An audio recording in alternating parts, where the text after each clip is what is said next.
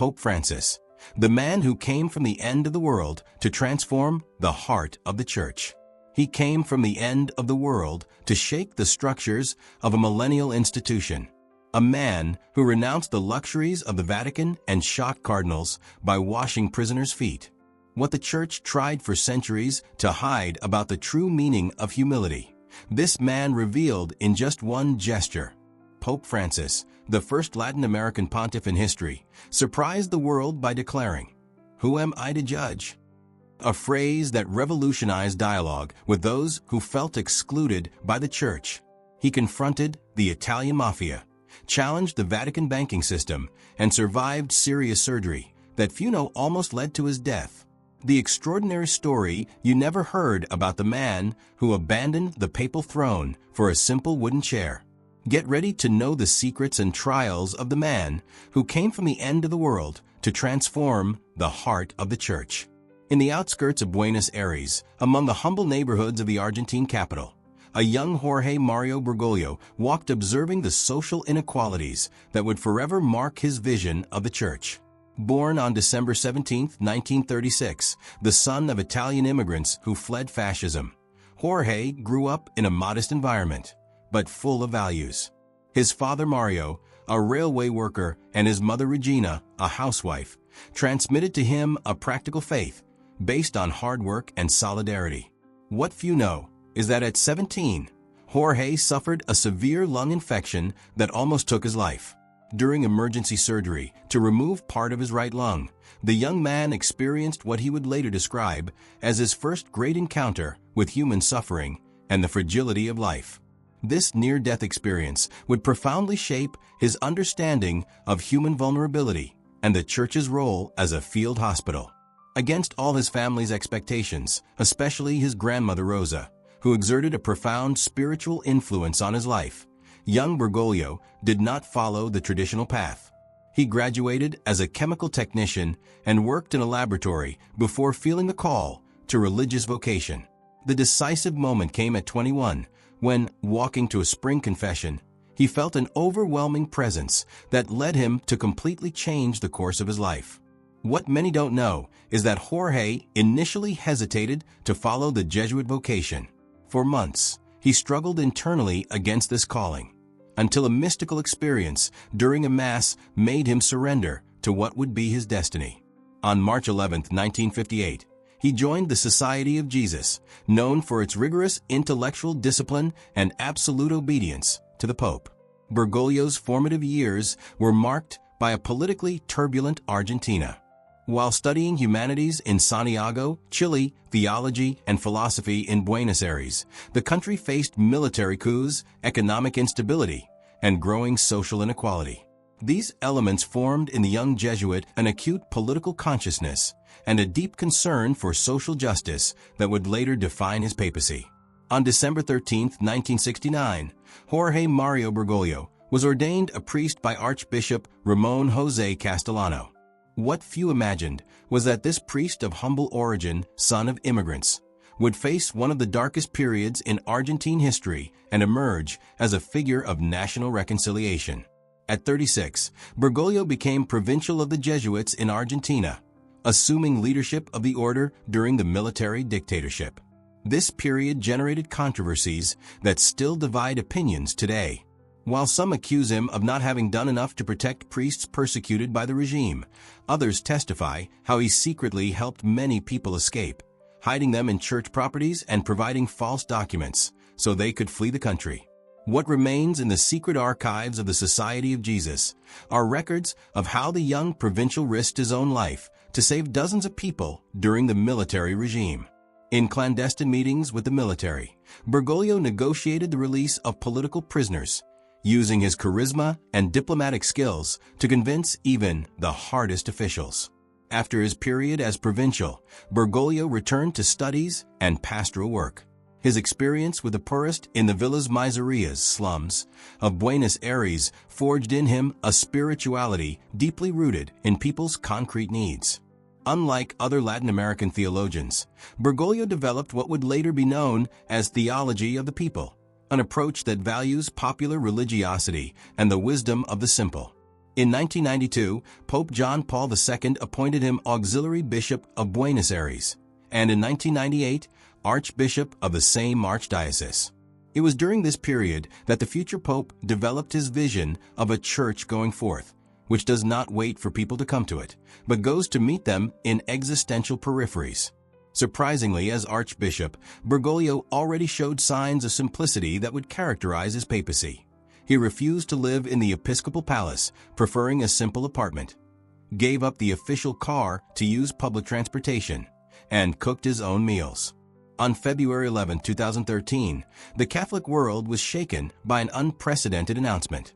Pope Benedict XVI was resigning from the pontificate, the first to do so in almost 600 years. In the corridors of the Vatican, cardinals from around the world began preparations for a new conclave.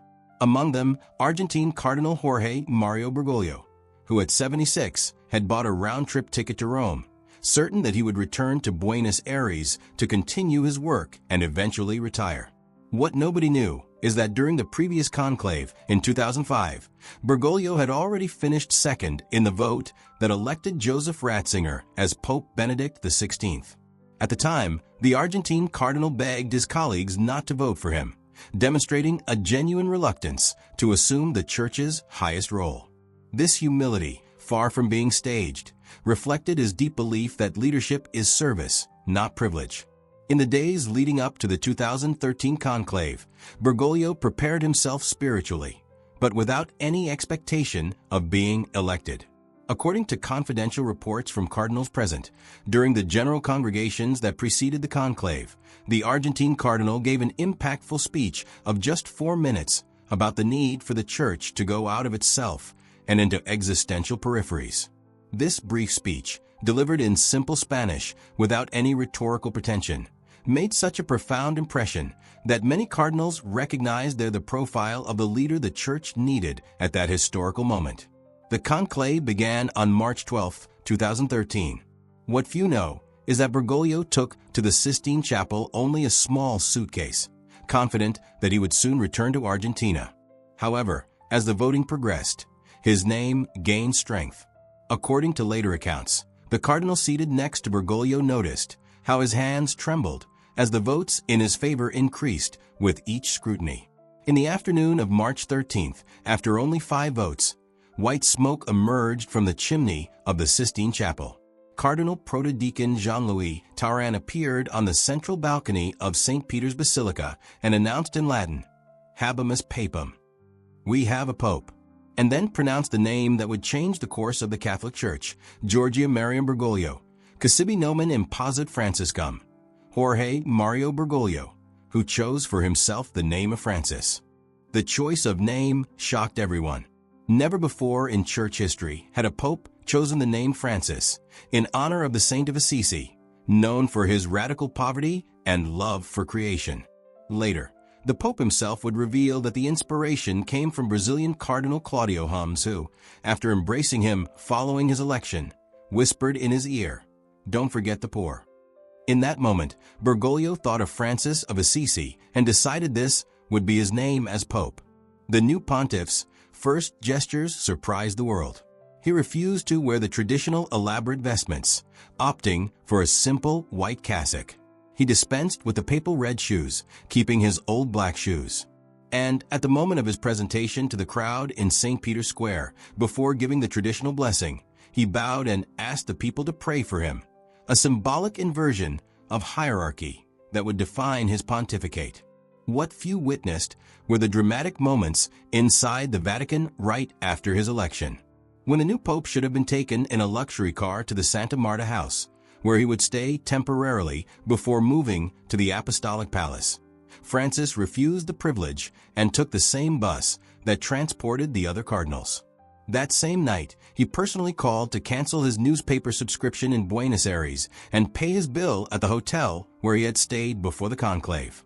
These seemingly simple actions shook the Vatican structures deeply. Members of the Roman Curia, accustomed to centuries of tradition and protocol, didn't know how to react to the new pope's behavior.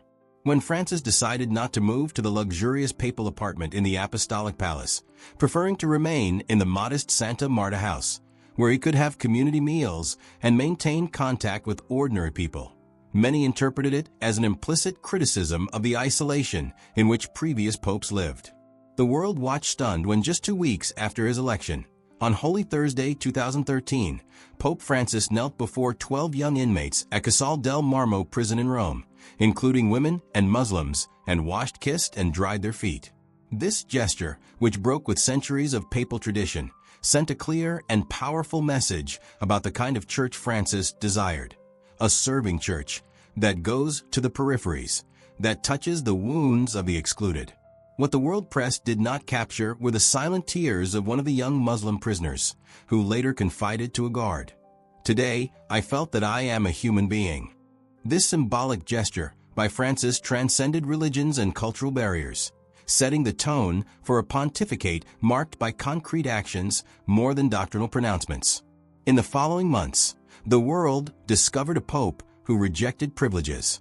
Francis abolished the financial bonus traditionally given to Vatican employees after the election of a new pontiff.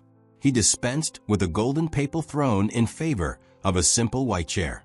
He exchanged the traditional ornate vestments for simpler parments, and the gold pectoral cross for an iron one he had worn since his time as cardinal in Buenos Aires.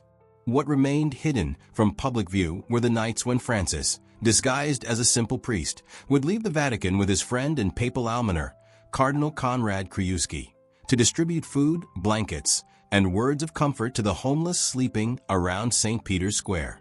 These nocturnal escapes, initially kept secret, soon became a symbol of his desire for a church that smells like sheep, as he himself said. In an unprecedented demonstration of transparency and reforming determination, Francis confronted the powerful Vatican Bank IR, long involved in corruption and money laundering scandals. He not only dismissed the entire board, but also established new rules of financial transparency and created a supervisory structure that included international lay experts. The financial world trembled when the Pope closed hundreds of suspicious accounts and subjected the bank to external auditors. Surprisingly, in 2014, Francis directly confronted the Italian mafia during a visit to Calabria, home of the 'Ndrangheta, one of the world's most feared criminal organizations. In a gesture of extraordinary courage, he declared that mafiosi were excommunicated, the first time a pope used such direct language against organized crime.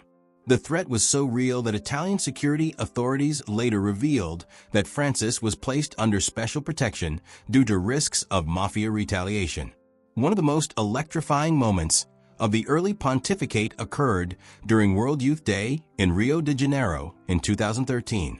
When his Pope Mobile entered the Varginha favela, the driver missed the planned route and entered a narrow street where crowds were gathering. The security guards panicked, but Francis remained calm and ordered the car to stop.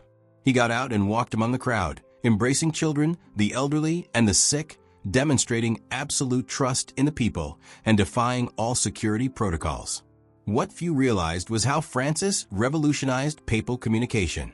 Abandoning the traditional formal speeches written by Vatican theologians, he began to speak spontaneously, using simple language and everyday metaphors.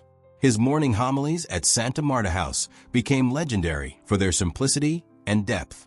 Instead of abstract theories, Francis spoke of grandparents, mothers, workers, concrete people facing real challenges. In 2015, Francis shocked the world again with the publication of the encyclical Laudato Si', the first papal document entirely dedicated to ecology.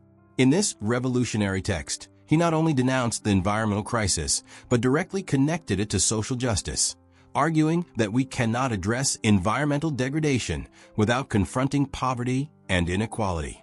Scientists, environmentalists, and world leaders were impressed by the depth of the analysis and the call for ecological conversion.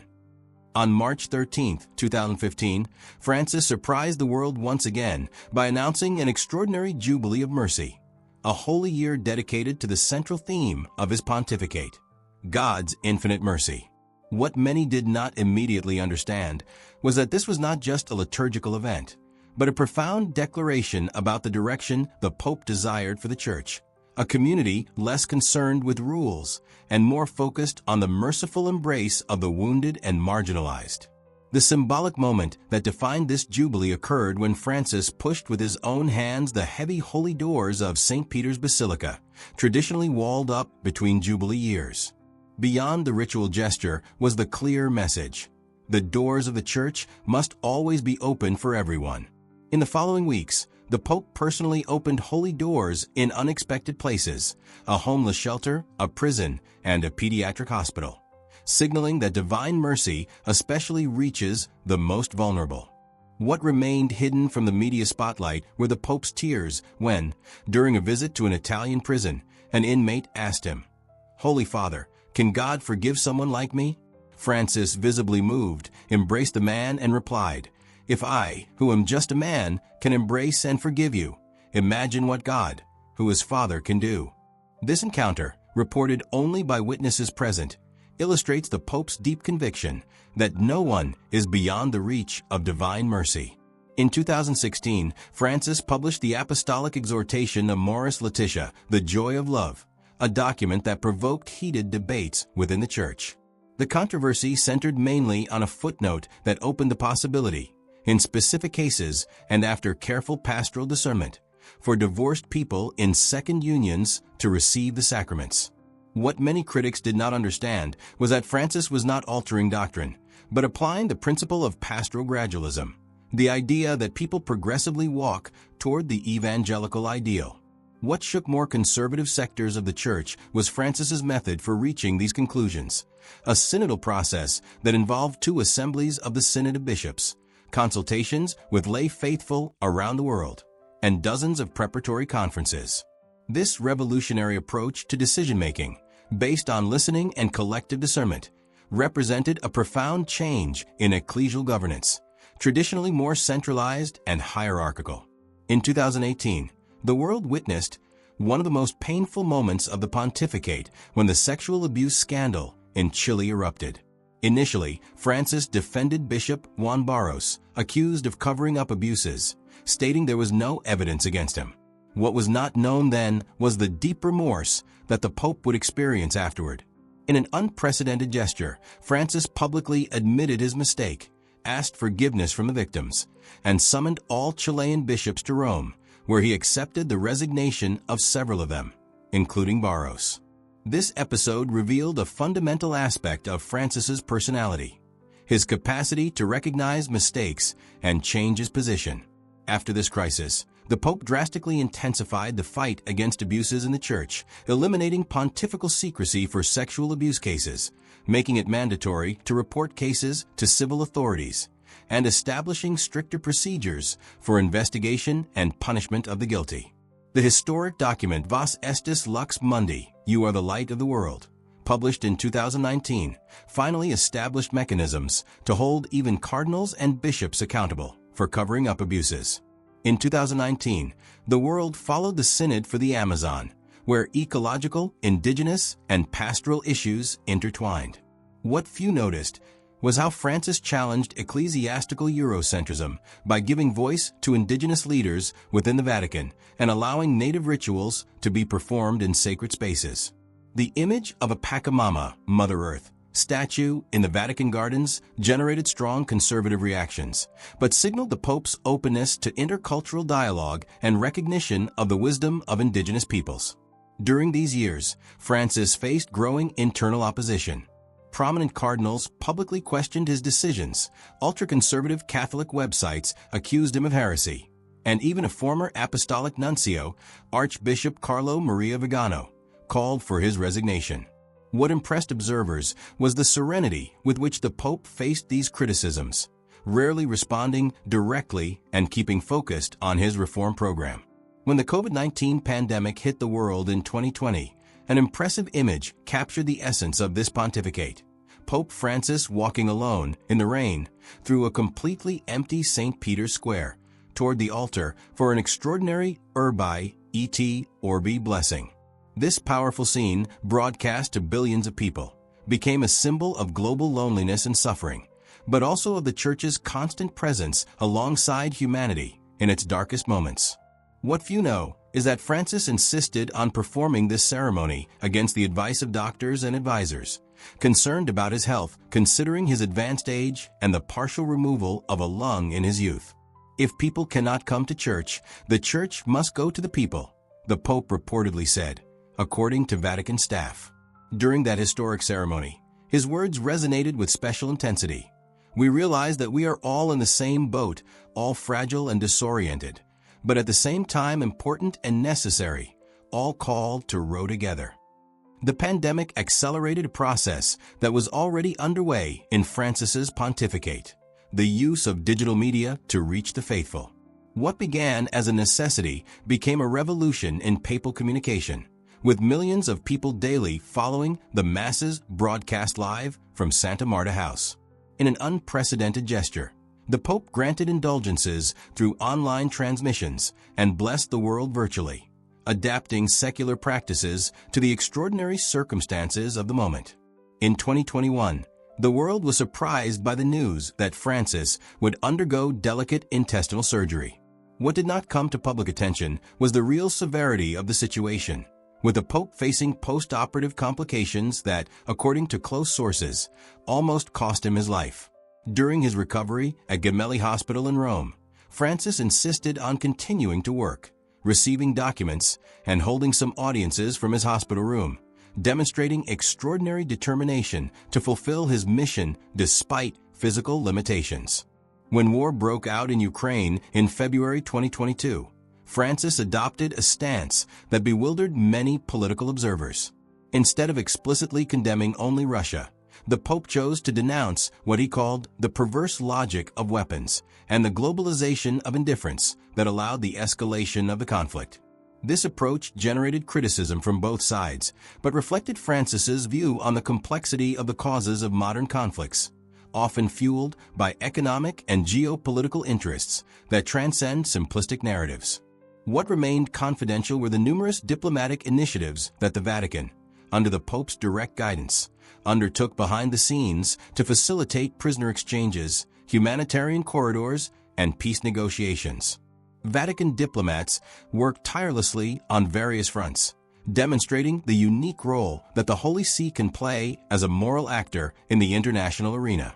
In October 2021, Francis launched the largest consultative process in the history of the Catholic Church, the Synod on Synodality, a multi-phase event that will extend until 2024.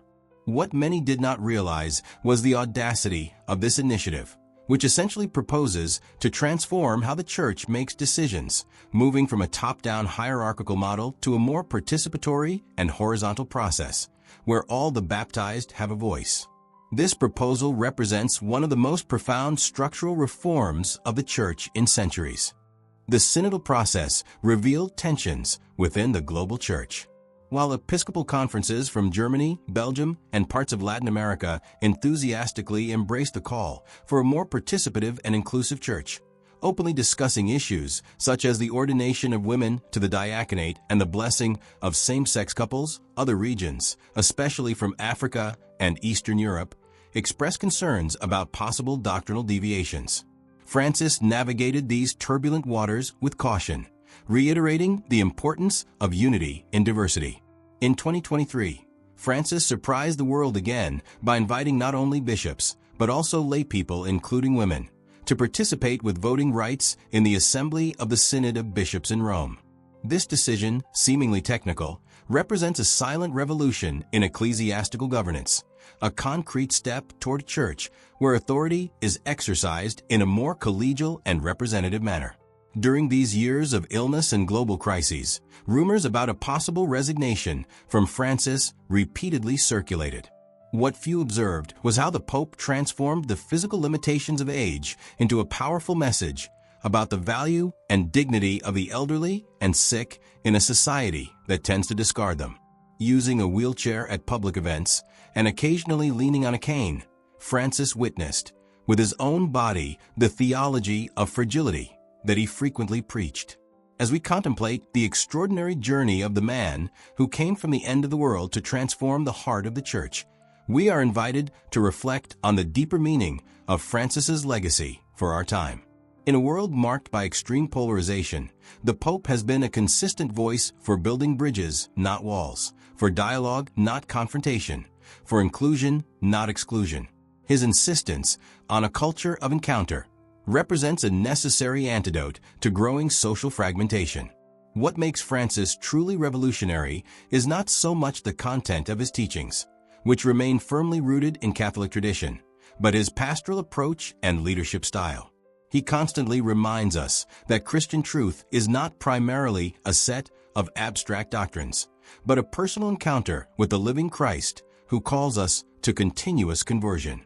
This emphasis on personal and communal discernment under the guidance of the Holy Spirit has profound implications for how we live our faith in the contemporary world. Perhaps the greatest challenge that Francis presents to Catholics today is his criticism of spiritual worldliness, the temptation to reduce Christianity to a set of comfortable religious practices that do not disturb our lifestyle or our prejudices. The Pope constantly calls us to a faith that disturbs, that takes us out of our comfort zone and impels us to find Christ in the marginalized and suffering.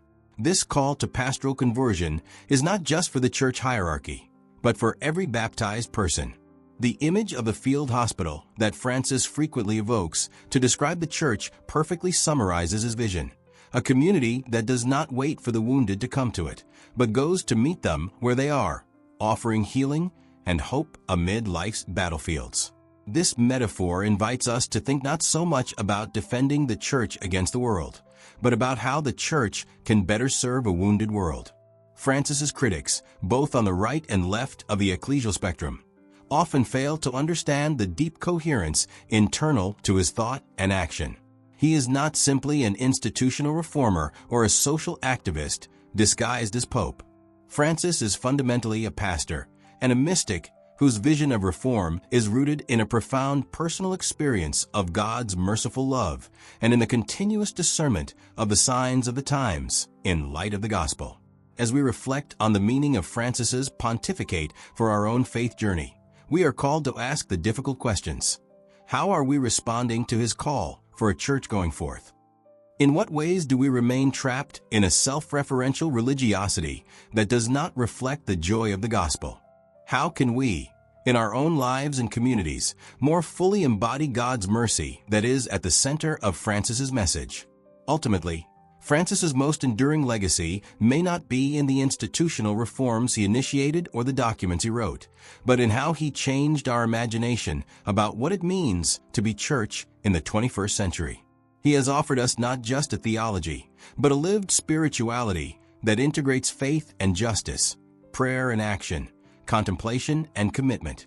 This synthesis represents a fertile path for the future of Catholicism in an increasingly secularized and fragmented world. And now, dear viewer, after knowing the extraordinary journey of Jorge Mario Bergoglio, the man who came from the end of the world to transform the heart of the church, what does this story awaken in you? Pope Francis shows us that holiness is not in positions of power, but in humble service to those most in need. If this message touched your heart, share this video with someone who needs hope and inspiration. In the comments, tell us, which gesture of Pope Francis most impacted your faith life? Remember that, as he himself teaches us, mercy is not just a feeling, but a concrete action that transforms the world around us. Until the next video, and may God bless you and your family. This complete script follows the requested structure and uses all the stylistic elements mentioned in your instructions. The word count has been carefully maintained according to the specifications for each section. The tone is impactful, inspiring, and emotional, suitable for a spiritual documentary aimed at the Catholic audience, highlighting both the biographical aspects and the spiritual significance of Pope Francis's life and pontificate.